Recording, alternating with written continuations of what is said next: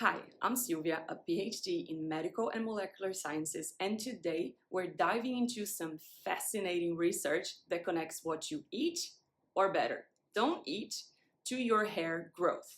Yes, your eating habits might be playing a bigger role in your hair health than you ever imagined.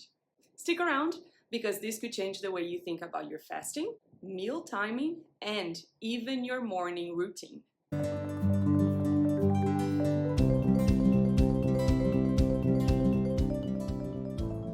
Let's start with the basics. How does hair grow? Hair growth is a cycle.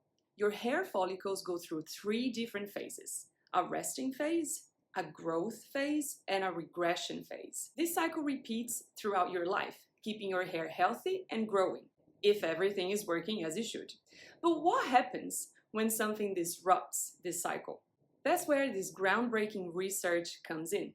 Researchers decided to test how different eating patterns affect hair growth in mice. They divided both female and male mice into three different groups. Group 1 had time-restricted feeding with 16 hours of fasting and 8 hours of eating. Group 2 had alternate day fasting, so 24 hours of fasting followed by 24 hours of eating. And Group 3 had free eating, so they had no restrictions.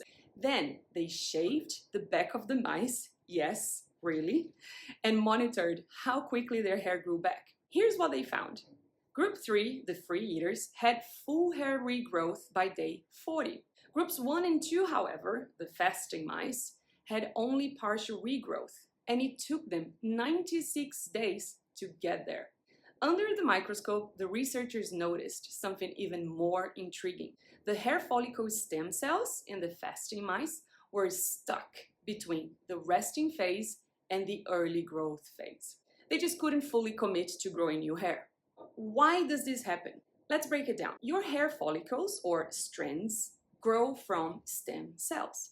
These stem cells live in a part of the skin called the bulge. And just below is the hair germ, where new hair stem cells are.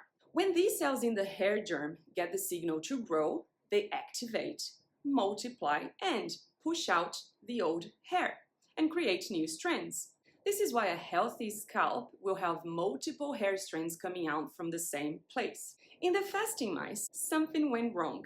For the mice on alternate day fasting, the 24-hour cycle, the stem cells would activate when they ate, but then 90% of them would die during the 24-hour fasting period. This cycle of activation, followed by cell death, repeated over and over, led to a significant loss of stem cells over time.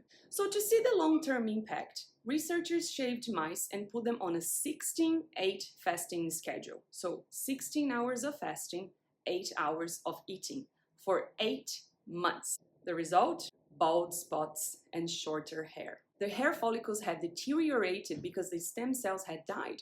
Here's the kicker. It wasn't about calorie intake. We know that people might get into intermittent fasting to reduce overall calories, but the fasting mice ate just as many calories as the free eating mice.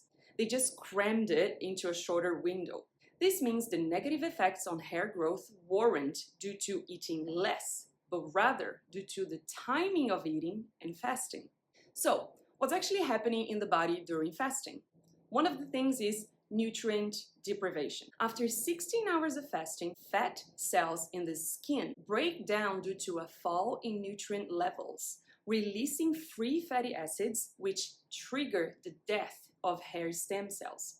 The longer the fasting period is, the more severe the negative effects are. As soon as the mice began feeding again, this mechanism stopped, and it was never active for mice that had no feeding restrictions. Number 2, stress hormones. After 12 hours of fasting, leptin, a hormone that regulates appetite, drops, while epinephrine and corticosterone, which are stress hormones, rise.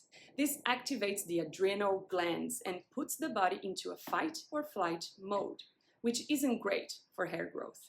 Now, does this apply to humans? Yes. Researchers conducted a small human randomized controlled trial where one group fasted for 18 hours and ate freely for 6 hours, while the other group ate without restrictions. After shaving a small part of their scalp, God bless them, they found that the fasting group had 18% less hair growth, and their hair was shorter and thinner. They also saw an increase in the hormones responsible for the release of free fatty acids and stress hormones, posing that the same mechanisms seen in mice might be the same in humans. Now, what does this mean for you?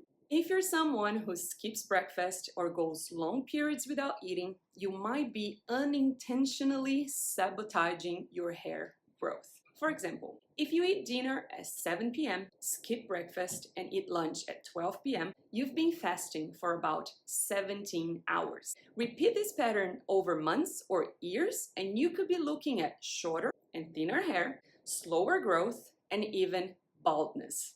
The takeaway: if you're struggling with hair loss, meal timing matters. Even if you're using hair treatments or medications, those treatments can't work if your stem cells are dying due to prolonged fasting. So here's my advice: don't skip meals, especially breakfast. Eat regularly to keep your nutrient levels stable.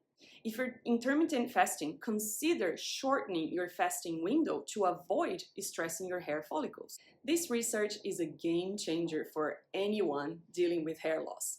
So, if you know someone who's always skipping meals or fasting for long periods, share this with them. It might just be the wake-up call they need to save their hair and their confidence.